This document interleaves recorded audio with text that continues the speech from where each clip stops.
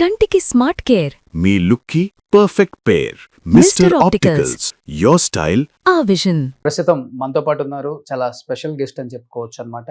ఎన్నో పర్యాయాలు మంత్రిగా చేసి అండ్ ముఖ్యమంత్రిగా చేసిన నాదెండ్ల భాస్కరరావు గారు మనతో పాటు ఉన్నారు. ఆయనతో మాట్లాడేద్దాం. నాదెండ్ల భాస్కరరావు గారు నమస్తే. నమస్కారం అండి. 90 సంవత్సరాలు వచ్చినాయి మీకు. ఇంత హెల్దీగా ఉంటారు కదా, ఏం ఫుడ్ తీసుకుంటారు మీరు అసలుకి? కాయగూరలు, మజ్జిగ, పెరుగు.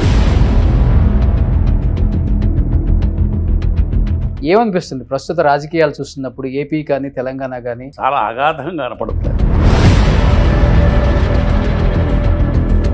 ఒకప్పుడు ఎన్టీఆర్ వెనక నాదెండ్ల భాస్కరరావు ఎలా ఉన్నారో, ఇప్పుడు పవన్ కళ్యాణ్ గారు వెనక మనోహర్ గారు అలా ఉన్నారు. సో కూటమి అధికారంలోకి వచ్చింది. మనోహర్ గారి పాత్ర ఎంతవరకు అంటే ఏమని చెప్పగలరు? వాళ్ళిద్దరూ నన్ను కలిశారు. అబ్బాయి, రాజకీయాల్లో ఇద్దరు కలిసి ఉండటం కష్టం. మేము ఫెయిల్ అయ్యాం, మా ముందు వాళ్ళు ఫెయిల్ అయ్యారు, తర్వాత వాళ్ళు ఫెయిల్ అయ్యారు. పవన్ కళ్యాణ్ గారు హోమ్ మినిస్టర్ ని ఉద్దేశించి కామెంట్ చేశారు. హోమ్ మినిస్టర్ అనిత గారు కూడా చెప్తా ఉన్నాను, హోం మంత్రి శాఖ మీరు బాధ్యత వహించండి, నేను హోంశాఖ తీసుకున్న పరిస్థితులు వేరుగా ఉంటాయి, గుర్తుపెట్టుకోండి. రెండు వైపుల్లో దాని గురించి ఆలోచిస్తున్నారు. ఆయన మాట్లాడింది కరెక్టే అని కొంతమంది అంటున్నారు. కాంగ్రెస్ పార్టీకి డైహార్డ్ మీరంతా కూడా చెప్పాలంటే ఒకప్పుడు. డైహార్డే కాదు, ఆయన బావిలో స్నానం చేస్తున్నాడు. బావికి దగ్గరలో మేము జరిపోతే ఆపండి ఆపండి, ఆ సింబల్ ఆయన చెయ్యి. కాంగ్రెస్ పార్టీ పుట్టింది అక్కడి నుంచి. అది ఇందిరాగాంధీ గారిని కాల్చి చంపారా, లేకపోతే ఎలా చనిపోయారంటే ఏమని చెప్తారు మీరు? కాకపోతే అప్పుడున్న ప్రెసిడెంట్ గారు కూడా యాంటీగా. సో ఇప్పుడు కాంగ్రెస్ గవర్నమెంట్ కులకన్నా అని ఒకటి తీసుకొచ్చింది. దాన్ని ఏ విధంగా చూడదు? ప్రస్తుత ముఖ్యమంత్రి మీద మీ ఒపీనియన్ అంటే? రేవంత్ రెడ్డి గారు అతను వయసుకు తగ్గ ఉద్యోగం కాదు. జగన్మోహన్ రెడ్డి గారు మీ ఒపీనియన్ అంటే ఏమని చెప్తారు? ఆయన కొన్ని మంచి పనులు చేశాడు. చాలామంది సహకారం ఉపయోగపడ్డాడు పేద ప్రజానికి, అందులో డౌటే ఉంది. Hi hello, welcome to Suman TV. నేను మీ రోషన్. సో ప్రస్తుతం మనతో పాటు ఉన్నారు. చాలా స్పెషల్ గెస్ట్ అని చెప్పుకోవచ్చు అనమాట. ఎన్నో పర్యాయాలు మంత్రిగా చేసి అండ్ ముఖ్యమంత్రిగా చేసిన నాదెండ్ల భాస్కరరావు గారు మనతో పాటు ఉన్నారు. ఆయనతో మాట్లాడేద్దాం. సో ఎలక్షన్స్ తర్వాత ఆయన ఇచ్చే ఫస్ట్ ఇంటర్వ్యూ కాబట్టి అసలు ఏం మాట్లాడతారో అనేది చాలామంది ఎక్సైటెడ్గా వెయిట్ చేస్తున్నారు ఈ ఇంటర్వ్యూ కోసం. సో నాదెండ్ల భాస్కరరావు గారు నమస్తే. నమస్కారం అండి. సో సార్, ఫస్ట్ నేను అడగాల్సిన క్వశ్చన్ ఏంటి అంటే, 90 సంవత్సరాలు వచ్చినాయి మీకు. ఇంత హెల్దీగా ఉన్నారు, హ్యాపీగా ఉన్నారు. ఇప్పటికీ 5-6 కిలోమీటర్స్ వాకింగ్ చేస్తారు, వ్యాయామం చేస్తారు, ఇంకా కుదిరితే జిమ్ కూడా చేసుకుంటారు. ఇంత హెల్దీగా ఉంటారు కదా, ఏం ఫుడ్ తీసుకుంటారు మీరు అసలుకి? ఫుడ్ మామూలు అండి. నేను ఇదివరకు గ్రామంలో ఏం తినేవాడినో ఇక్కడ కూడా అదే తింటాను. ఏం తినేవాళ్ళు? లీడర్గా కూడా అంతే, కాయగూరలు, చక్కగా మజ్జిగ, పెరుగు, మామిడికాయ పచ్చడి అలాంటిది నంచుకోవడానికి. Same habits, village habits. Okay. అయితే నాకు ఈ సిగరెట్లు కానీ ఇతరత్ర అలవాట్లు కానీ నాకు లేవు. ఓకే. నేను గృహస్థుడిగా ఉన్నప్పుడు కూడా ఏకపత్ని వృత్తుడు. నేను ఎప్పుడు కూడా పరాయి ఆడవాళ్ళ మీద వ్యామోహం కానీ అలాంటి పనులు ఎప్పుడు నేను చేయలేదు. అంత డిసిప్లిన్డ్ లైఫ్ మొట్టమొదటి నుంచి కూడా. కనుక ఆ గ్రామ వాతావరణం నుంచి వచ్చిన పెద్దవాళ్ళు నేర్పిన ఆ అలవాట్లే కంటిన్యూ చేశాం.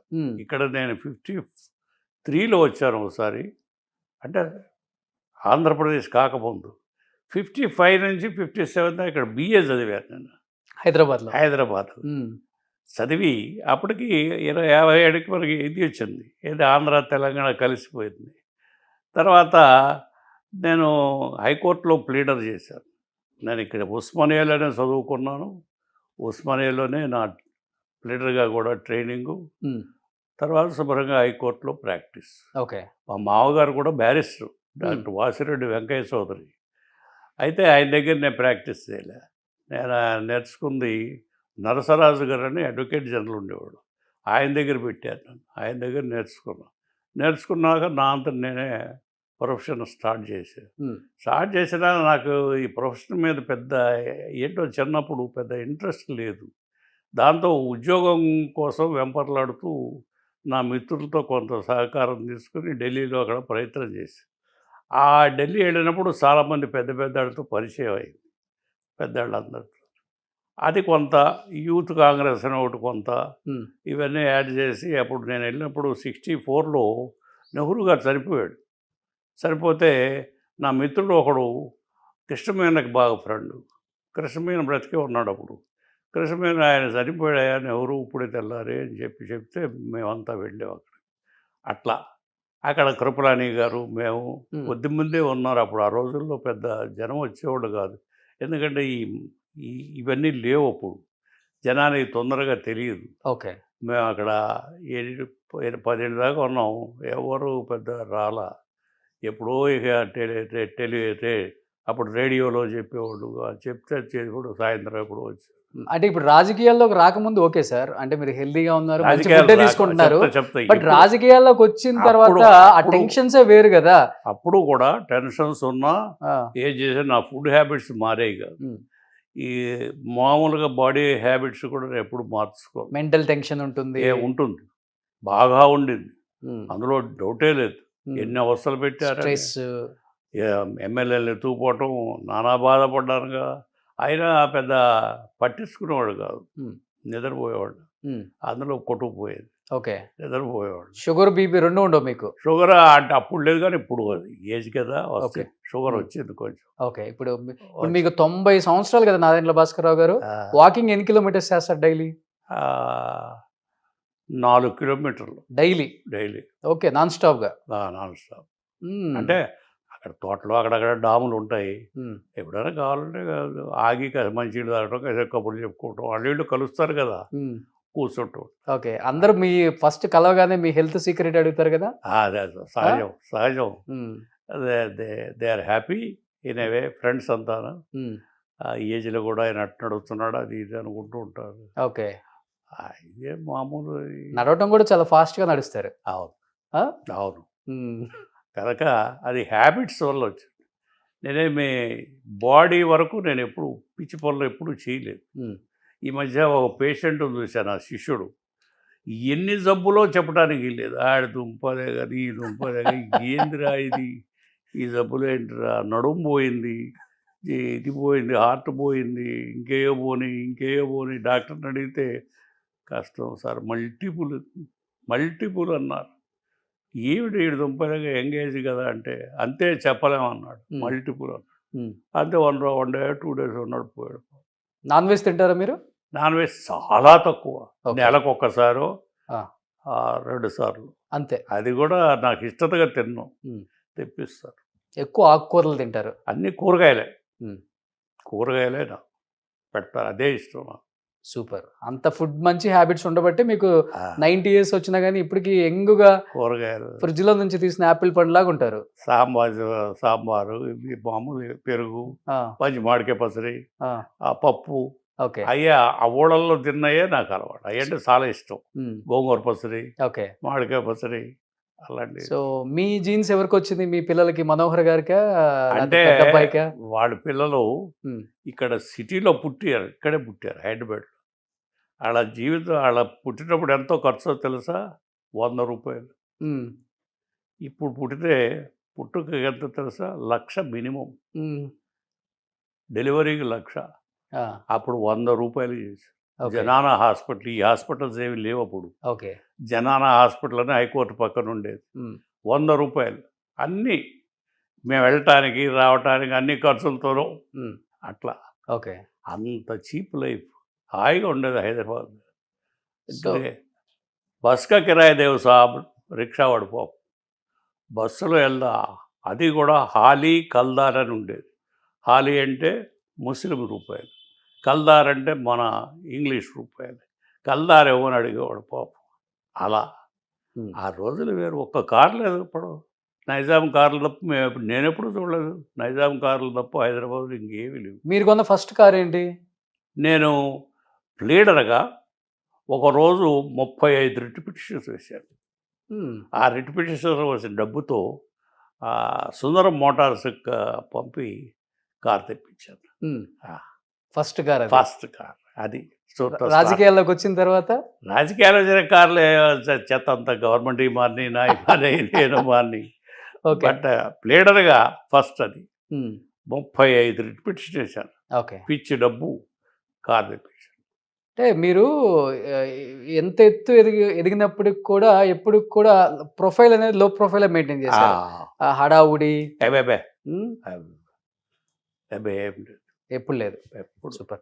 ఏమనిపిస్తుంది? ఇది కూడా ఉమ్. ఇల్లు కూడా ఉమ్. ఇందులో నేను సొసైటీలో మెంబర్ని. ఓకే. అందువలన ఇచ్చారు ₹5 గజం. ఇది గజం ₹5.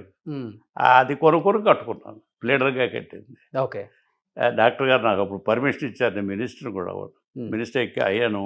అయ్యేటప్పుడు పర్మిషన్ ఇచ్చాడు కట్టుకోమని. ఓకే. ఆ ప్లేడర్గానే మొదలెట్టాం ఇల్లు. సో నరేంద్ర భాస్కర్రావు గారు ఎన్నో పర్యాయాలు మంత్రిగా చేశారు, ముఖ్యమంత్రిగా చేశారు ఉమ్మడి ఆంధ్రప్రదేశ్కి. ఏమనిపిస్తుంది ప్రస్తుత రాజకీయాలు చూస్తున్నప్పుడు ఏపీ కానీ తెలంగాణ కానీ ఏమనిపిస్తుంది మీకు? చాలా అగాధంగా కనపడతాయి. ఉమ్. చాలా అగాధంగా కనపడతాయి. నేను నా కళ్ళెదుట చూశాను ఒక అతన్ని. నా దగ్గరికి ఎమ్మెల్యేగా వచ్చాడు. అతనికి చిరిగిపోయిన బట్టలు అవి మామూలుగా ఉండేవాడు.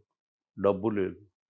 ఏదో ప్లేన్లో కూడా నేను ఎప్పుడు ప్లేన్ ఎక్కలేదన్నా. ఒకసారి ప్లేన్ ఎక్కించుకెళ్ళాను. నేను మినిస్టర్గా ఉంటే బతిమలితే ప్లేన్ ఎక్కించుకెళ్ళాను మద్రాసు. అతను ఇవాళ దాదాపు 1000 కోట్ల రూపాయలు అతను 1000 కోట్లు ఉన్నాయని చెప్పి మొన్న ఎలక్షన్ రిటర్న్లో వేశాడు. ఉమ్, తనకు 1000 కోట్లు తరాస్తాడు. ఎట్టా వచ్చింది ఇది? నా దగ్గర ఏమీ లేవు. మీరు నమ్మపోండి. ₹1 కోటి బ్యాంకులో ఉన్నాయి నాకు. ఏమి నా ఇంటి మెయింటెనెన్స్, నా పిల్లలకి నేను మెయింటెనెన్స్ కోసం. నేనేమి పొలాలు అవి కొనలా. మా నాయన ఇచ్చిన 4 ఎకరాలే నా ఊళ్ళో అలాగే ఉంది. అంతగా తప్ప నేనేమి ఎవరిది సొమ్ము తాకటం కానీ తీసుకోవడం కానీ ఆ పిచ్చి పనులు నేను ఎప్పుడూ చేయలేదు. ఉమ్, అందుకని నా మీద 3 కమిషన్లు వేసిన కక్ష కట్టి ఒక్క జడ్జి నన్ను వేలెత్తి చూపించలేదు. చూపించకపోతే ఒక అతను వెళ్ళి జడ్జి దగ్గరికి ఏదో ఒకటి కమిషన్ వేశాం కదండి, ఏదో ఒకటి రాయిపోతే మేము ఎట్లా బతకాలా అని చెప్పి అడిగి వచ్చాడు. ఆ జడ్జి చెప్పాడు తర్వాత వాకింగ్లో, వీళ్ళ దుంపలు దగ్గర వీళ్ళు ఎట్లా చెప్పండి, ఈ ఆస్తులు ఉంటాయా, నా ఉంటాయా చెప్పండి, మీరు ఎవరన్నా వచ్చి నా బ్యాంక్ అకౌంట్ చెక్ చేసుకోండి, ఉమ్, నా ఆస్తులు చెక్ చేసుకోండి. ఈ ఇల్లు మా నాయన ఇచ్చిన 4 ఎకరాలు పొలం తప్ప నేను హైదరాబాద్లో 1 సెంట్ ఆస్తి లేదు నాకు. Okay. Excepting the house, excepting this house I have no house. అంటే మీకు పైరవీలు ఇష్టం ఉండదా చేయించడం కానీ? డబ్బు అది తీసుకోను నేను. ఎవరిని డబ్బు అడగటం తీసుకోవటం అలాంటి పని నేను ఎప్పుడు చేయలే. మంత్రిగా కానీ ముఖ్యమంత్రిగా కానీ ఎప్పుడు అలాంటి వాళ్ళు ఎవరు నాకు ఎవరు నా నేచర్ తెలిసి అసలు అడగరా.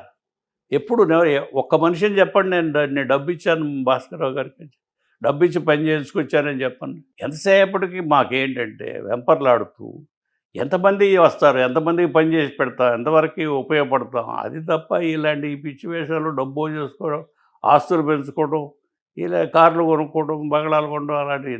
1 గజం ఆస్తి లేదు నాకు ఎక్సెప్టింగ్ దిస్ హౌస్. నా పిల్లలు కూడా ఇప్పుడు అట్లాగే ఉంటారు. ఎప్పుడు అలాంటి పిచ్చి పనులు చేయం. మా లిమిట్స్లోనే మేము ఉంటాం. సో పిల్లలంటే ఒకప్పుడు ఎన్టీఆర్ వెనక నాదెండ్ల భాస్కర్రావు ఎలా ఉన్నారో ఇప్పుడు పవన్ కళ్యాణ్ గారు వెనక మనోహర్ గారు అలా ఉన్నారు. సో కూటమి అధికారంలోకి వచ్చింది. మనోహర్ గారి పాత్ర ఎంతవరకు అంటే ఏమని చెప్పగలరు మీరు? మనోహర్ పాత్ర వాళ్ళు ఒక్కటే, వాళ్ళిద్దరూ నన్ను కలిశారు. పవన్ కళ్యాణ్ గారు మనోహరు పవన్ కళ్యాణ్ కలిశారు. నేను ఒకటే చెప్పా, అబ్బాయి రాజకీయాల్లో ఇద్దరు కలిసి ఉండటం కష్టం. మేము ఫెయిల్ అయ్యాం, మా ముందు వాళ్ళు ఫెయిల్ అయ్యారు, తర్వాత వాళ్ళు ఫెయిల్ అయ్యారు. ఇది గుర్తుపెట్టుకొని మీరు మీ ఇద్దరు కలిసి పని చేసుకుంటూ ఉంటారు, చేసుకోండి. ఇది ప్రిన్సిపల్ మాత్రం గుర్తుపెట్టు. మేము దెబ్బతిన్నాం, మీరు అలా పడవద్దు, కలిసే ఉండి పని చేసుకోండి. అలా ఉండదలిస్తేనే కలిసి వెళ్ళి పార్టీ పెట్టుకుని చేసుకో అని చెప్పారు. అదే చెప్పారు. అంతేగాని వేరే కోరికలు అవి పెట్టుకుంటే ఇది నడవదు. ఇక్కడ రాజకీయాలు వేరు, వేరే ప్రొఫెషన్స్ వేరు, అట్లా అని చెప్పారు. బట్ అడిగారా పవన్ కళ్యాణ్ గారు ఎందుకు ఫెయిల్ అయ్యారు అనే దానికి మీరు ఆన్సర్ ఏమని చెప్పారా? మీ అనుభవం చెప్పమన్నాడు కానీ ఎందుకు ఫెయిల్ అయ్యారని అది ఆయన చెప్పు.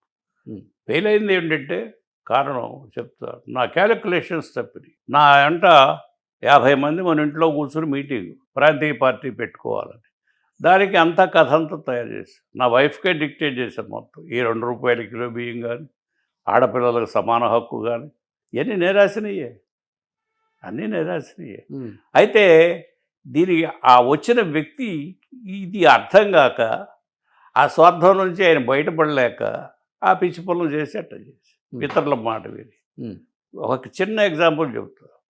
ఒకరోజు నేను క్యాబినెట్లో కూర్చుండగానే ఎవరో ఒక ఆయన మనలో ఫోన్ చేసి పోలీసు ఆయన్ని పంపించాట రోషయ్య గారికి, పోలీసు కానిస్టేబుల్స్ని కాపలాక నన్ను ఉద్దేశించి అనకుండా నన్ను ఉద్దేశించి ఎవరో ఒక ఆయన పోయి, ఇది ఎవరు తెనాలిలో సత్యనారాయణ అని ఒక ఎమ్మెల్యే ఉన్నాడు, ఆయనకి ఎట్లాగన్నా మంత్రి అవ్వాలని కోరిక, ఆయనకి నాకు తగువ పెట్టాలని కోరిక. ఆయన ఫోన్ చేసి డైరెక్ట్గా చీఫ్ మినిస్టర్కి, ఎట్టాగండి మేము ఎట్టా బతకాలండి ఇక్కడ, రోషయ్య గారు వస్తే హోమ్ మినిస్టర్ వస్తే పోలీసులందరినీ 200 మందిని పంపించాడు మీ ఫైనాన్స్ మినిస్టరు అని చెప్పాడు. అది నాతో డైరెక్ట్గా చెప్పడానికి ధైర్యం లేక ఇండైరెక్ట్గా ఎవడో మినిస్టర్ట ఫోన్ చేసి రోషయ్య గారికి 200 మంది కానిస్టేబుల్స్ని పంపించాడట అని. అయ్యా అసలు నాకు సంబంధం ఏంటి, నేను ఎందుకు మాట్లాడతాను ఇన్స్పెక్టర్తో, డైరెక్టర్గా డీజీపీతో నేను ఎందుకు మాట్లాడతాను, నాకేం పని, అదంతా చీఫ్ మినిస్టర్ హోమ్ మినిస్టర్ చూసుకుంటాడు. నేను ఎప్పుడు అలా నాకు సంబంధం లేదు సబ్జెక్టు జారిను అడగను. సో ఇప్పుడు హోమ్ మినిస్టర్ అంటే ఒక మాట గుర్తొస్తుంది. మొన్న పవన్ కళ్యాణ్ గారు హోమ్ మినిస్టర్ని ఉద్దేశించి, మీకు చేత కాకపోతే చెప్పండి, హోమ్ మేమే తీసుకుంటాం, నేను అడిగితే నాకు హోమ్ పెద్ద లెక్క కాదు, నేను తీసుకోగలను అని ఒక కామెంట్ చేశారు. రెండు వైపుల్లో దాని గురించి ఆలోచిస్తున్నారు. ఆయన మాట్లాడింది కరెక్టే అని కొంతమంది అంటున్నారు. నేను అది చూడలేదు, కానీ నా దగ్గర ఒకళ్ళిద్దరు ఉచ్చరించారు. ఉచ్చరిస్తే అంటే కొంత ఈ లైన్ కొత్త ఆయనకి, ఏదైనా పొరపాటుగా ఉన్నా మరి మాట జారాడేమో తెలియదు నాకు, నేను కామెంట్ చేయను దాని మీద అని చెప్పారు నన్ను అడిగితే. ఓకే, కనుక నేను చూడలేదు టెలివిజన్ చూడలే, డైరెక్ట్గా చూస్తే ఏదైనా కామెంట్ చేయొచ్చు కానీ నాకు చూడలేదు. బయట వాళ్ళు చెప్పటమో విన్నాను నేను. ఓకే, అందుకని దాని గురించి నేను మాట్లాడా. అంటే కొన్ని స్పీచ్లు చూసుంటారు కదా పవన్ కళ్యాణ్ గారు గెలిచిన తర్వాత, స్పీచెస్ అంటే ఏమనిపించింది మీకు? కొంత ఆయనకి టైం ఇవ్వాలి. ఎందుకంటే ఒక ప్రొఫెషన్ నుంచి ఆయన ఇంకో ప్రొఫెషన్కి, పాలిటిక్స్ కూడా ఒక ప్రొఫెషనే కదా, అది ఒక ఆర్టు. ఆ మాట్లాడటం కానీ, ఆ ఎదురుగా ఉన్నవాడిని శత్రువుని కానీ మిత్రుడు కానీ కలుపుకోవడంలో కానీ అది ఒక ఆర్టు. కొంచెం టైం పడుతుంది ఆయనకి, కొంచెం టైం. సో బట్ మనోహర్ గారు తీసుకుంటారా సజెషన్స్ మీ దగ్గర? మనోహర్ అప్పటికే స్పీకర్గా చాలా రాణించాడుగా. రాణించారు, బట్ తెనాలంటే కంచుకోట మీకు, మీరు కూడా అక్కడి నుంచి ఇంతకు ముందు గెలిచారు కాబట్టి ఎమ్మెల్యేనే. ఏమన్నా సజెషన్స్ తీసుకుంటారా నాన్న దగ్గర నుంచి? ఇన్ని పర్యాయాలు మంత్రిగా ఎమ్మెల్యే నేను విజయవాడ, ఫస్ట్ ఎమ్మెల్యే నేను విజయవాడ. చెన్నారెడ్డి గారు ఛాలెంజ్ చేసి పెట్టాడు, కండువా వేసుకున్నాడు, ఎవడు రాలేదురా మన పార్టీకి, చూద్దాం వీళ్ళ సంగతి అని చెప్పి నన్ను అక్కడే నుంచోమన్నాడు. తెనాలి పోతానంటే కాదు, నా బెజవాడ నుంచోమని నుంచోబెట్టాడు, గెలిచి వచ్చాను, మినిస్టర్ పెట్టాడు. అట్లా రాజకీయాలంతా రాజస్వంతో నడిపాం, కానీ ఈ కింద పాకులాడే వ్యవహారం ఎప్పుడు చేయలే.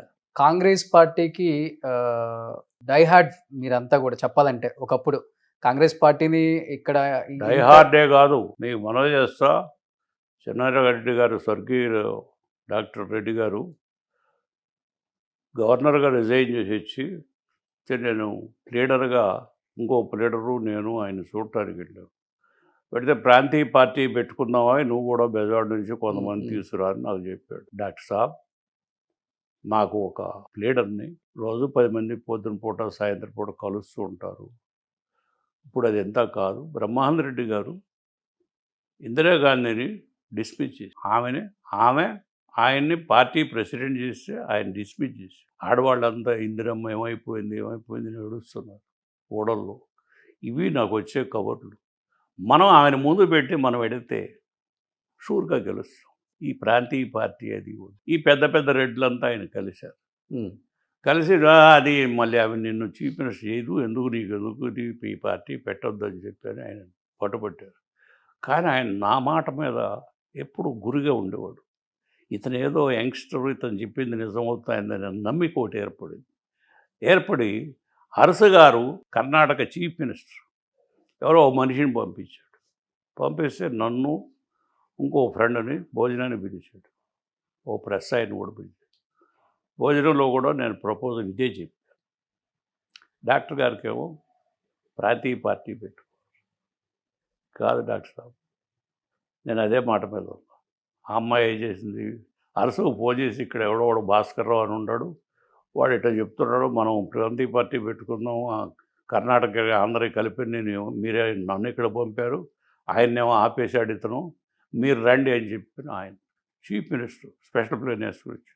మళ్ళీ డాక్టర్ గారు మమ్మల్ని భోజనానికి పిలిచాడు. మొన్న ఇవాళ పిలిచాడు, మళ్ళీ ఇవాళ ఆడ పిలిచాడు. నేను కూడా భోజనం చేసేటప్పుడు అంతా కబుర్లు చెప్పుకున్నాం. భోజనం అయినాక నేను చెప్పింది విని అరసు గారు who is this young man అని అడిగాడు. అడిగితే ఆయన లీడరు హైకోర్టులో యంగ్ మ్యాన్, అతను ఏం చెప్తే అది అవుతుంది, నాకు నమ్మిక, అందుకని అతను ఫాలో అవుతాను నేను. చెన్నారెడ్డి గారు ఓ ఐ సీ అన్నాడు. ఆయన చుట్ట అవుతాడు. ఓ ఐ సీ అన్నాడు. దెన్ ఐ ఇంటర్ఫియర్ అయ్యి చెప్పాను, ఇట్లా ప్రజల్లో ఇట్లా ఉంది, మీరిద్దరూ చీఫ్ మినిస్టర్ లెవెల్ మనుషులు, యువర్ ఆల్రెడీ చీఫ్ మినిస్టర్, ఆయన కూడా చీఫ్ మినిస్టర్ లెవెల్ మనిషి, ఇక్కడ మీరిద్దరు పదండి ఢిల్లీకి, మేము కూడా వస్తాం, పోదామని చెప్పని ఢిల్లీకి పోయి విఠల్భాయ్ పటేల్ హౌస్లో కూర్చొని మేమంతా కూర్చొని, శాస్త్రి అని ఉండేవాడు చూసారా ఈనాడులో, కొన్నాడు ఇండియన్ ఎక్స్ప్రెస్కి ఉండేవాడు. ఇండియన్ ఎక్స్ప్రెస్కి అప్పుడు ఆయన కరెస్పాండెంట్. ఆయన ఇందిరాజీ దగ్గరికి పంపి, నువ్వు ఆమె నచ్చ చెప్పి తీసుకురావయ్యా, మేము విఠల్భాయ్ పటేల్ దగ్గర జెండా పుచ్చుకొని ఉంటామని చెప్పి జెండా పుచ్చుకొని కూర్చోరు. మేమంతా కుర్రాళ్ళం, వాళ్ళు వీళ్ళు అంతా 100-200 మంది ఉన్నాం. ఆమె సాహసం చేసి వచ్చింది.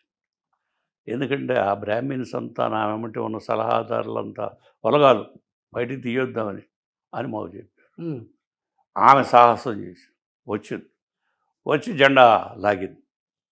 లాగేటువంటి ప్రెస్ అంతా చుట్టూ గుమ్మగుడి గబగబా నీ పార్టీ ఏం పార్టీ అన్నారా, నేను ఎక్కడుంటే అక్కడ పార్టీ నాకు, ఓ ఇందిరా కాంగ్రెస్ అసలు విచిత్రం చెప్తా. ఇది అయిపోయినాక ఆంధ్రాకు వచ్చింది, అదే ఆంధ్రప్రదేశ్ వస్తే చెన్నారెడ్డి గారు, నేను, మన ఈ కిరణ్ కుమార్ రెడ్డి ఫాదరు, మేమంతా కలిసి మదనపల్లి వెళ్ళాం. ఆమె మీటింగ్లు ఉన్నాయి.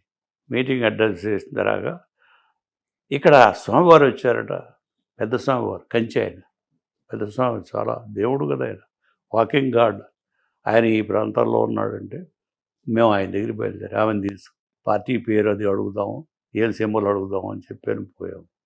ఆయన బావిలో స్నానం చేస్తున్నాడు. ఏం చేస్తూ కొంచెం దూరం వెళ్ళినాక దగ్గరలో, బావికి దగ్గరలో మేము జరిపోతే ఆపారు. మనిషిని పంపాడు. ఏంటి ఎందుకు వచ్చారు, ఏదో పార్టీ పెట్టుకున్నాము, మీ ఆశీర్వచనం అని. ఆ సింబల్ ఆయన చెయ్యి చాలామంది తెలియదు. ఓకే, సో కాంగ్రెస్ పార్టీ పుట్టింది అక్కడి నుంచి. అది ఆ సింబల్, అది ఆ సింబల్ ఆయన చెప్పినాక ఇక మాకు ఎంత ఉత్సాహంగా బయలుదేరి కారు వేసుకున్న రాత్రి తెల్లవారిపడి బెజవాడ చేరి నేను సింబల్ గుర్తు చేసి బెజవాడ నుంచున్నా కదా, గుర్తుపెట్టి చెయ్యి అని కుర్రాళ్ళంతా రోడ్డంతా గోలన్నమాట.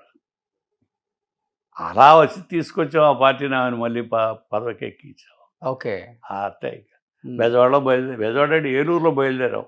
ఆమె, చెన్నారెడ్డి గారు, నేను, జనార్దన్ రెడ్డి కూడా ఉన్నాం. అందరం కలిసి బయలుదేరాం. ఒక 20 మీటింగులు మెడ్రాస్ దాకా అడ్రస్ చేసుకుంటూ వెళ్ళాం. మెడ్రాస్ వెళ్ళేటప్పటికి వెంకట్రామన్ సౌత్ మెడ్రాస్లో నుంచున్నాడు. ఒక 20 మంది ఉన్నారు డయాస్ ముందు. వర్షం పడుతుంది. భాస్కర్ ప్లేన్ వచ్చిందా నాకు అని అడిగి, వచ్చిందటమ్మా. సరే ఎర్రడోమ్ వెళ్దామంది. ఇందిరాగాడు ఏదో పిల్లల పేరు పెట్టమనేది ఆడి పేరు పెట్టింది. వర్షం కురుస్తుంది. ట్రైన్ దగ్గరికి వెళ్ళి నేను, చెన్నారెడ్డి గారు, ఆమె సెలవుల్లో కూర్చొని 2ంటికి అర్ధరాత్రి హైదరాబాద్ వచ్చాం. ఆమె ఓపిక చూడు. ఇందిరాగాంధీ గారి 2ంటికి కెనాల్కి అదే గెస్ట్ హౌస్కి పోయి, ఏదో గెస్ట్ హౌస్ ఉంది కదా, గెస్ట్ హౌస్ ఆ బట్టలు అవి మార్చుకుని మళ్ళీ కారు తీసుకుని బీదర్ వెళ్ళిపోయి, అంత కష్టపడి అట్లా గెలిపించామని. డబ్బు ఎక్కడిది, మేమిచ్చిన డబ్బే కదా, చెప్పుకోకూడదు బయట. బట్ అంత దగ్గరగా ఉంటారు కదా ఇందిరాగాంధీ గారికి మీరు, అంత దగ్గరగా ఉండబట్టే మన ఇంటికి వచ్చింది. ఇంటికి కూడా డైరెక్ట్గా వచ్చేస్తారు. డైరెక్ట్గా వచ్చింది, డైరెక్ట్ చెప్పకుండా డైరెక్ట్గా ఇంటికి వచ్చి ఉన్న ఆమెని నన్ను ఆమెకి ఈ పితిరీలు మోసేవాళ్ళు ఉన్నారు. అబ్బా అబ్బా అబ్బా అబ్బా చెప్పటానికి వీళ్ళు. అంత అంటే తిన్నాను, మీ ఇద్దరు డిస్టెన్స్ అంత తిన్నాను, ఎంత తిన్నాను. చెన్నారెడ్డి నన్ను కూడా అట్టగా పోటీ చేశారు. ఈ దరిద్రపు రాజకీయాలండి. మరి ఆ ఉండంగా ఆమె దూరం అయ్యారా మీకు కొంచెం లేదా దగ్గరగా? అదే ఆమె దూరంగా, ఆమె దూరంగా. ఈ వచ్చి వీకి తెలిసాక నన్ను ఖమ్మంలో నుంచోబెట్టింది ఈమె. ఖమ్మంలో నుంచోమని భాస్కర్ అని చెప్పి కొత్త అయినా సరే ధైర్యం చేసి నుంచున్నా. తెలుగుదేశాన్ని, కాంగ్రెస్ అన్నింటినీ ఓడగొట్టి వచ్చారు. అది మన వీళ్ళు అదే పార్టీ, కమ్యూనిస్ట్ పార్టీ ఓడగొట్టి వచ్చారు. గెలిచి వస్తే 1 ఇయర్లో అయిపోతే సీట్ నాకివ్వాలి కానీ ఆ అమ్మాయిని పిలిచి అమ్మాయికి ఇస్తా. అక్కడ నేను విభేదించాను. నువ్వు హైదరాబాద్ నుంచో ఎక్కడైతే చీఫ్ మినిస్టర్ అని చెప్పి అర్జున్ సింగ్ చేత చెప్పించింది. అక్కడ బాధపడి ఆమె నుంచి నేను దూరం అయ్యాను. బట్ ఇంత క్లోజ్ గా ఉంటారు కదా, నిజంగా ఇప్పటికైనా చెప్పండి, ఇందిరాగాంధీ గారిని కాల్చి చంపారా లేకపోతే ఎలా చనిపోయారంటే ఏమని చెప్తారు మీరు? అది భగవంతుడికి తెలియదు. భగవంతుడికి ఆమె చనిపోయి మీకు తెలిసిన వర్షన్ ఏంటి అసలుకి? నాకు ఇంకో వర్షన్ ఏం తెలియదు. అందరూ చెప్పిన వర్షన్ పేపర్లో వచ్చింది. గన్మెనే కాల్ చేశారని ఇంకో వర్షం తెలియదు నాకు. కాకపోతే అప్పుడున్న ప్రెసిడెంట్ గారు కూడా యాంటీగా వచ్చాడు. ఓకే, ఆమెకి యాంటీ. ఎందుకు అంత యాంటీ ఆమె కాల్చి అంత యాంటీ? ఏమైంది? బింద్రవాలా, అక్కడ బింద్రవాలాని చంపించిందని కోపం. కేవలం ఒక్క రీజన్. ఆ సిక్కులు వాళ్ళ కులం, వాళ్ళ మతం అట్లా పిచ్చి ఆడ చేశారు. సో కాంగ్రెస్కి కోర్ అంటే మీరందరూ చెప్పుకోవచ్చు, ఎంతో మంది ముఖ్యమంత్రులను చూసారు. అదే ఎంతో మంది ముఖ్యమంత్రులను చూశారు నాదెండ్ల భాస్కరరావు గారు. ప్రస్తుతం ఉన్న ముఖ్యమంత్రి గారి మీద మీ ఒపీనియన్ అంటే ఏమని చెప్తారు? ఏమని అంటే కాంగ్రెస్ ముఖ్యమంత్రి కాంగ్రెస్కి ఆమె తెలియక కొన్ని పిచ్చి పనులు చేశారు. మన వ్యవహారంలో కూడా అట్టగే. ఖమ్మం ఒక 1 మంత్లోనే 1 ఇయర్ ఆమె ఎంపీ చేసినని తీసేసి ఇంకోటి పెడతాం. ప్రస్తుత ముఖ్యమంత్రి మీద మీ ఒపీనియన్ అంటే? రేవంత్ రెడ్డి గారు. అతను వయసుకు తగ్గ ఉద్యోగం కాదండి, అతను వయసుకు తగ్గ పెద్ద ఉద్యోగం. ఆయన నిబ్బరంగా చేసుకుంటున్నాడు. ఇప్పుడు అతను మూసి వ్యవహారంలో ప్రక్షాళన చేయాలని కోరటం చాలా సబబు. చేయాలి. ఆ మురుక్కాలం ఎన్నాడని పెట్టుకుంటాం ఈ సిటీలో, దాన్ని క్లీన్ చేయాలని ప్రయత్నం చేస్తున్నాడు. అయితే ఆ పేదవాళ్ళకు కూడా ఏదన్నా పక్కన ఎక్కడన్నా చూపించటమో సర్దటమో, వాడికి ఒక ఇల్లుది గుడిసెలు ప్రతి చోట ఉన్నాయి. అమెరికాలో కూడా ఉన్నాయి రోడ్ల మీద గుడిసెలు చూస్తున్నాం. మీ టెలివిజన్స్లో అమెరికాలో గుడిసెలు చూస్తున్నాం. ఓ స్వర్గం అది ఇది అని చెప్తారు కదా అమెరికా.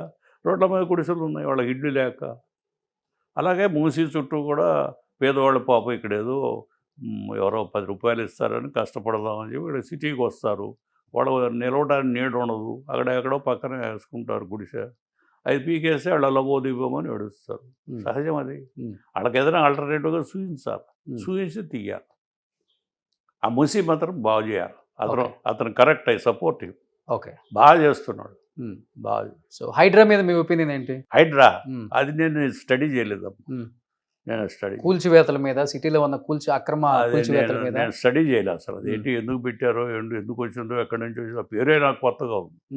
నేను చదవాలి. ఓకే, సో ఓవరాల్ గా ఈ 11 నెలల రేవంత్ రెడ్డి గారు బాగా పరిపాలిస్తున్నారని మీ ఒపీనియన్? బాగానే చేస్తున్నాడని నా ఒపీనియన్. ఓకే, అవుట్ సైడర్గా నాకు ఫీలింగ్. నేను సాయంత్రం బ్రహ్మాందరెడ్డి పార్క్ పోతాను, 2 గంటలు తిరుగుతాను. అక్కడ వాళ్ళు వీళ్ళు కలుస్తారు, ఆఫీసర్లు కలుస్తారు, రిటైర్డ్ ఆఫీసర్స్, పొలిటీషియన్స్ కలుస్తారు, అందరూ మాట్లాడుతూ ఉంటారు. కనుక నేను ఎక్కడ పలకరించినా కూడా మంచి అభిప్రాయమే ఉంది. అది సో వయసుకు తగ్గ జాబ్ కాకపోయినా కానీ బాగా చేస్తున్నారని మీ ఫీలింగ్? అది. ఓకే, ఎందుకు వ్యతిరేకత ఎక్కువ వస్తుంది మిగతా పార్టీల నుంచి రేవంత్ రెడ్డి గారి మీద? రకరకాల కోరికలు ఉంటాయి, వాళ్ళకి పార్టీ స్టాండ్ ఉంటుంది. ఇప్పుడు నేను ఏదైనా అతను సపోర్ట్ చేయటం మా పార్టీకి ఇష్టత లేకపోవచ్చు, కానీ నేను ఈ పార్టీలు ఇవి దాటి మాట్లాడతాను కదా, నాకు ఒక అనుభవం అంటూ ఉంది కదా, కనుక నేను జడ్జి చేసి మాట్లాడతాను. ఓకే, జడ్జి చేసి మిగతా పార్టీలకి బయట పార్టీ వాళ్ళు శత్రువులు, కానీ కాంగ్రెస్ పార్టీలో మాత్రం ఆ పార్టీలో ఉన్న వాళ్ళకి వాళ్ళే శత్రువులు అని చెప్తూ ఉంటారు కదా, అంటే సో ఈ రోజు ఏ విధంగా చూడొచ్చు రేవంత్ రెడ్డి గారిని మీరు ఏకీభవిస్తున్నారు, బాగా చేస్తున్నారు, అతని వయసుకు మించి నా ఉద్యోగం అయినప్పటికీ కూడా దాన్ని బాగా పరిపాలిస్తున్నారు, ఈ 11 నెలల్లో ఆయన తీసుకున్న డిసిషన్స్ కూడా చాలా మంచివని చెప్తున్నారు. ఇంత అనుభవం ఉన్న ఒక రాజకీయ నాయకులు మీరు చెప్పడం నిజంగా గ్రేట్ అది. బట్ ఎలా చూడొచ్చు దాన్ని? ఆయన్ని అడ్డుకుంటున్న కొంతమంది ఆయన పార్టీ నాయకులైన పేర్లు కూడా బయటకు వస్తున్నాయి కాబట్టి. నేను అది హ్రస్వ దృష్టితో చూడను. ఉమ్, అతను పాపం యంగ్స్టరు, ఉమ్, ఆ ఏజ్లో అంత బరువు అతని పేరు పెట్టారు. ఉమ్.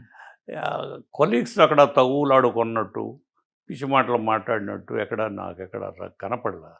అలాగే ఏదైనా సమస్య వచ్చినప్పుడు సమస్య అటెండ్ అవుతున్నాడని కూడా చెప్తున్నారు వెళ్ళి వచ్చినాడు. అవును. కనుక ఇవన్నీ కూడా నాకేమనిపించిందంటే అతని వయసుకు మించిన భారం మోస్తున్నా కూడా ఎక్కడ పొరపాటు చేయట్లేదు, బాగానే నడుపుతున్నాడు అని సో అభిప్రాయం. 100కి ఎన్ని మార్క్స్ వేయచ్చు రేవంత్ రెడ్డి గారు గవర్నమెంట్? అలాంటివి నేను పార్టిసిపేట్ ఉమ్. చేయను. కనుక ఆ ఫీలింగ్ అది. సో ఇప్పుడు కాంగ్రెస్ గవర్నమెంట్ కులగణన అని ఒకటి తీసుకొచ్చింది. కాంగ్రెస్ కులగణన అని ఒకటి తీసుకొచ్చింది ఈ కులాల మీద. దాన్ని ఏ విధంగా చూడొచ్చు? ఇప్పుడు మీకు మనం చేస్తాం ఇదే విషయాన్ని వాళ్ళు ఇంకొక రకంగా తెలుసుకోవచ్చు. ఉమ్, ఎవరు ఏ కులం ఎంత ఉన్నారు, ఏ కులం ఎంత ఉన్నారు, ఎవరు ఏం చేస్తున్నారు. ఇదేమవుతుందంటే నేను గ్రామ వాతావరణం నుంచి వచ్చిన మనిషి. నేను ఈ మధ్య మా ఊరు వెళ్ళాను, చూశాను. ఇదివరకట్లాగా లేవు ఈ కులాలు తగువులు అవి. వాళ్ళు కూడా పెద్ద పెద్ద కులాలు వాళ్ళ ఇళ్ల పక్కని, వాళ్ళ దొడ్ల పక్కని, వాళ్ళ వ్యవసాయ భూముల పక్కన పొలాలు కొనుక్కోవటం, ఉమ్, కాస్త ఏదో ఒక ఇల్లు కట్టుకోవడం, ఇలాంటి మొదలంటి మంచి వాతావరణం వస్తుంది. వాళ్ళకి వీళ్ళకి డిస్టెన్స్ తగ్గిపోతుంది. అలాంటి సమయంలో మళ్ళీ ఈ కులగణన అనేది కులగణన సిటీలో చేసుకుంటే పర్వాలా, గ్రామ వాతావరణంలోకి వెళ్తే అక్కడ డిస్టర్బ్ అవుతుంది. గొడవలు స్టార్ట్ అవుతాయి. నా ఫీలింగ్. ఉమ్, కనుక ఎందుకు ఇది లేనిపోయింది ఇంకో విధంగా తెలుసుకోవచ్చు. రేషన్ కార్డులు ఉంటాయి, ఇంకేవో ఉంటాయి, ఎన్నో ఉన్నాయి కదా తెలుసుకోవడానికి. అలాంటివి చేసుకోవచ్చు కదా, ఎందుకు ఇది అని భావన నాకు. ఉమ్. అదే నేను ఎక్స్పాండ్ చేసి చెప్పాను మార్నింగ్ ఓకే. ప్రెస్కి. అది కనుక దీనివల్ల ఇప్పుడు ఎందుకు చెప్తున్నానంటే ఇది తొందరపడి ఏదైనా చేస్తే భాషా రాష్ట్రాలు అన్నారు. భాషా రాష్ట్రాలు మీరంతా యంగ్స్టర్స్, అప్పుడు తెలియదు మీకు, మేమే యంగ్స్టర్స్. భాషా రాష్ట్రాలు వద్దు అని చాలామంది పెద్దలు ఆర్గ్యూ చేశారు. కాంగ్రెస్ పార్టీలోనూ అన్ని పార్టీల్లోనూ ఆర్గ్యూ. కుదించుకుపోతాం, నేషనల్ ఇంటిగ్రిటీ పోతుంది. భాష ఏంటి, అన్ని భాషలు మాట్లాడుకోవచ్చు, ప్రభుత్వం వస్తుంది నడుస్తుంది. మెడ్రాస్ ప్రెసిడెన్సీ అనేవాళ్ళు అప్పుడు. మెడ్రాస్ ప్రెసిడెన్సీలో కర్ణాటక, ఆంధ్ర, అటు తమిళనాడు, అదేది కర్ణాటక, అది కేరళ అన్నీ ఉండేవి. అట్లా దాన్ని చెడగొట్టి భాషా రాష్ట్రాలుగా విడగొట్టారు. ఉమ్, అది చేయాలని భాష మీద ఆధారం అయితే ఇంకా ఏదో బాగా వస్తుంది, అంతా ఇంకా చక్కగా నేర్చుకుంటారు అడ్మినిస్ట్రేషన్ అది చెప్పి తెచ్చారు. ఏమైంది? ఒక భాష వాళ్ళు ఒక రాష్ట్రంలో ఉన్నారా? ఒక భాషలో రెండు రాష్ట్రాలు ఎట్లా ఎందుకు పుట్టినాయి? ప్రాంతం. ఓకే. మా ప్రాంతం మాది, మీ ప్రాంతం. కనుక దీనికి ఎండ్ ఉండదు.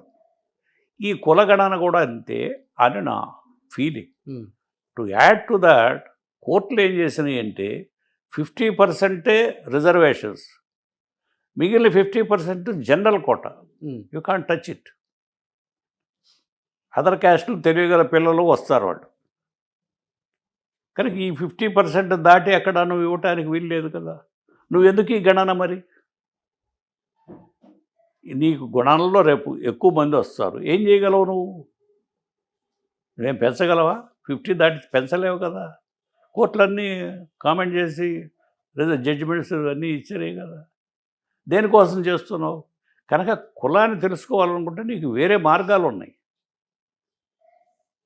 ఈ ఘర్షణ వాతావరణం ఎందుకు క్రియేట్ చేయిస్తారు, ఎందుకు దాన్ని అలౌ చేస్తారు అని నా భావం. ఉమ్. అంతేగాని వేరే నాకేమీ దుర్బుద్ధితో చెప్పింది కాదు. సో మనోహర్ గారికి బిఫోర్ స్పీకర్గా చేశారు, మంచి అనుభవం ఉంది. బట్ ఇప్పుడు కూటమి అధికారంలోకి వచ్చిన తర్వాత ఈ పోర్ట్ఫోలియో ఆయన ఇష్ట ప్రకారం ఆయనకి ఇష్టమై తీసుకున్నారా, లేకపోతే కూటమిలో భాగంగా వచ్చిందంటారు? అది మీరు ఆయన ఇక్కడికి వచ్చినప్పుడు అడగండి, నేనేం పట్టించుకునేవి. ఆయన నాకు చెప్పడు, నేను ఈ విషయాలు ఎప్పుడు అడగను. కనుక మీరు ఆయన వచ్చినప్పుడు విజిట్ చేస్తున్నారా ఇప్పుడు అన్ని ఆయన ఆయన రైస్ మిల్స్ కానీ ఆ విజిట్స్ అయ్యి అన్ని ఎలా అనిపించింది విజిట్ చూసినప్పుడు అన్నీ కూడా మీరు ఏం కామెంట్ ఆ, చేసుకుంటారు అంటే మీకు ఎలా అనిపించింది యాజ్ ఎ ఫాదర్ గా? నాకు మాకైతే చాలా పాజిటివ్ గా అనిపించింది. పాజిటివ్గా ఉండొచ్చు. అయితే ఇలాంటివి చాలా కేర్ఫుల్గా ఉండాలి. ఎందుకంటే కారణం పై అధికారి చీఫ్ మినిస్టర్ కదా, చీఫ్ మినిస్టర్ పర్మిషన్తో చెయ్యాలి ఇలాంటివి. మరి అది అలాంటివి చేస్తున్నారో లేదో మనకు తెలియదు. ఓకే. కనుక స్పీకర్గా రాణించాడు. స్పీకర్గా నాకు కూడా తెలియని విషయాలు చక్కగా డయాస్ మీద చెప్పి మంచి పేరు తెచ్చుకున్నాడు. కనుక అది అక్కడికి అది దీని వ్యవహారం నేను ఎప్పుడు అతను ఎలక్షన్స్కి వెళ్ళటం కానీ క్యాన్వాస్ చేయటం కానీ నా తెనాలి నేను చెప్పి నా తెనాలి మా ఇంటికి పోయి కూర్చోవడం కానీ ఏమీ లేదు. నేను ఆయనే చేసుకున్నాడు, ఆయనే గెలిచాడు. ఇప్పుడు 3-4 సార్లు గెలిచాడు తెనాలిలో. కనుక అది మీరు ఆయన వచ్చినప్పుడు ఆయన భావాలు అవి మీరు ఎగ్జామిన్ చేయండి, తెలుసుకోండి. ఓకే. సో మీ తెనాలి నుంచి తీసుకుంటారు కదా ఫీడ్బ్యాక్, ఎలా ఉంది ఏంటి, ఏం తీసుకోరు మీరు? పట్టించుకో, ఓకే. మనకెందుకు. అతను చక్కగా 60 దాటాడు, 60 వచ్చినా ఇప్పుడు. కనుక అతను చేసుకుంటాడు, మనం ఎందుకు వేలు పెట్టాం అందులో. సో ఓవరాల్గా కూటమి అయితే సక్సెస్ఫుల్గా ముందుకు వెళ్తుంది అనే భావన అయితే మీకుందా? వెళ్ళాలి, అందరూ కలిసిమెలిసి వెళ్ళాలి. మరి కష్టపడ్డారు, జనం కావాలని ఓట్లు వేశారు, వాళ్ళ కోరికలు తీర్చాలి కదా. ఆ డైరెక్షన్లోనే నడవాలి ప్రభుత్వాలు. మరి అది నడుస్తాయిందా లేదా ఏమిటి అనేది వాళ్ళని అడిగి తెలుసుకోవాలి, నన్ను కాదు. సో లాస్ట్ అండ్ ఫైనల్గా చెప్పండి, జగన్మోహన్ రెడ్డి గారు మీ ఒపీనియన్ అంటే ఏమని చెప్తారు? ఆయన కొన్ని మంచి పనులు చేశాడండి, నా అభిప్రాయం. కొన్ని మంచి పనులు చేశాడు, పేద ప్రజలకి దగ్గర అయ్యాడు, నో డౌట్ అబౌట్ ఇట్. అయితే మరి అతనికి ఎందుకు ఇది జరిగిందో ఏమిటో నాకు బివిల్డరింగ్. ఇది సాఫీగా ఎలక్షన్స్ జరిగి వచ్చినాయా, ఏమైనా గోల్మాల్ జరిగినాయా అని అందరూ వచ్చి చెప్తూ ఉంటారు నా దగ్గర. అది మనకి ఎడ తెలుస్తుందయా, అది ఎట్లా జరుగుతుంది? నేను ఉన్నప్పుడు కూడా నా డబ్బాలు అసలు ఒక ఓటు లేకుండా డబ్బాలు తెచ్చారు, ఎక్కడి నుంచి తెచ్చారంటే ఏదో గోల్మాల్ చేశారని అనుకుంటాం కదా. ఓకే. కనుక ఏమి మనకు అర్థం కాదు. ఇది అది అర్థం కాకుండా ఉండే తమాషా ఏదన్నా ఉందేమో చేస్తున్నారేమో మనకు తెలియదు. మరి మనకేం దాని గురించి కామెంట్ చేయటం, మనకు తెలియని దాని గురించి కామెంట్ చేయటం. ఓకే. సో మీకైతే ఆయన పాలసీలు కొన్ని నచ్చాయి ఆయా యాజ్ ఎ ముఖ్యమంత్రిగా ఉన్నప్పుడు? కొన్ని మంచిగా చాలామంది సహకారం ఉపయోగపడ్డాడు పేద ప్రజానికి, చదువుకునే పిల్లలకి, వాళ్ళకి కొన్ని మంచి పనులు చేశాడు, అందులో డౌట్ ఏముంది. ఓకే. సో రాజశేఖర రెడ్డి గారిని చూశారు, కొడుకుని కూడా చూశారు కాబట్టి మీరు డైరెక్ట్గా కాకపోయినా ఇండైరెక్ట్గా వినటం లేదా టీవీలో చూడటం, ఆయనలో ఉన్న క్వాలిటీస్ మీకు ఏది బాగా అనిపించింది జగన్లో? ఇద్దరు కూడా నాకు బాగానే ఉన్నారు, అదేం లేదు. ఇద్దరు కూడా. రాజశేఖర రెడ్డి గారు కొంచెం ఇంకా మొండితనంగా ఉండేవాడు, అయితే అతను కూడా సర్దుకునేవాడు. లాస్ట్లో మినిస్టర్ అయినాక కొంత సర్దుకునేవాడు. కాంగ్రెస్ ఐ పార్టీలో రావడానికి నన్ను చాలాసార్లు కలిశాడు. చెన్నారెడ్డి గారికి ఇష్టత లేదు, అందువలన ఆపోజిట్. అదే డైరెక్ట్గా పోయి ఇందిరాగాంధీ గారి మేనత్తను ఎవరిని పట్టుకుని అందులో చేరాడు వెంకటరామరెడ్డి ద్వారా. దాంతో చెన్నారెడ్డి గారి కోపం వచ్చి వెంకటరామరెడ్డిని కోపడ్డాడు. అడదా అదో పాలిటిక్స్. కనుక అట్లా వచ్చాడు. ఏదో వచ్చినా అతను కూడా రైతులకి, కూలీలకి ఉపయోగపడాలని తహతపడ్డ మనుషులే. ఈ మిగిలిన విషయాల్లో మనం. సో ఇప్పుడు మీరు యాక్టివ్గా ఉన్నారా పాలిటిక్స్లో భాస్కర్రావు గారు? ఉన్నానా లేదో మీరు చెప్పాలా, మీరు చెప్పాలి. సో మీరు యాక్టివ్గా ఉన్నారు మరి ఇక్కడ. సో యాక్టివ్గా మీరు పాలిటిక్స్లో అంటే బీజేపీలో ఉన్నారు కాబట్టి ప్రస్తుతం పదవిలో ఉంటేనే యాక్టివ్ అని అనుకుంటే దానికి ఆన్సర్ లేదు. పదవులు వస్తుంటాయి, పోతుంటాయి, పదవులతోనే కాదు కదా. అన్ని పదవులు మీరు అన్ని చూసిందే. ఇంకా చూడండి పదవి ఏముంటుంది, పార్టీలు కూడా పెట్టాం కదా. అయితే ఇక్కడ ఏంటంటే నేను చెప్పింది ఒకటే, మనం భాషా రాష్ట్రాలు పెట్టి పెద్ద సాధించలేదు. మేమంతా పిచ్చి పని చేసి ప్రాంతీయ పార్టీలు పెట్టి పెద్ద సాధించింది లేదు. ప్రాంతీయ పార్టీలో విదిన్ దట్ ప్రాంతీయ పార్టీలు వస్తున్నాయి. కనుక ఇది కులగణన అనేది కూడా అంత హైకోర్టు, సుప్రీంకోర్టు అలాంటి కోర్టులే 50% అటు 50% అని ఇచ్చినాక చేసి మాత్రం ఉపయోగం ఉంది. వాళ్ళల్లో ఏదైనా తగులు పెట్టానే తప్ప అలాంటి మనం పెద్దవాళ్ళం పట్టించుకోండి ఉంటే మంచిది, ఓకే. అలాంటివి చేయకూడదు అని నా అభిప్రాయం. అంతేగాని నాకు ఎవరి మీద వ్యతిరేకంగా ఈ స్టేట్మెంట్ ఇవ్వటం లేదు ఓకే. అని చెప్పి నేను కంక్లూడ్ చేశాను. Okay. So thank you so much Bhaskar garu. Thank you. Suman టీవీలో మీ పర్సనల్ అండ్ బిజినెస్ ప్రమోషన్స్ కోసం కింది నెంబర్కి కాంటాక్ట్ చేయండి.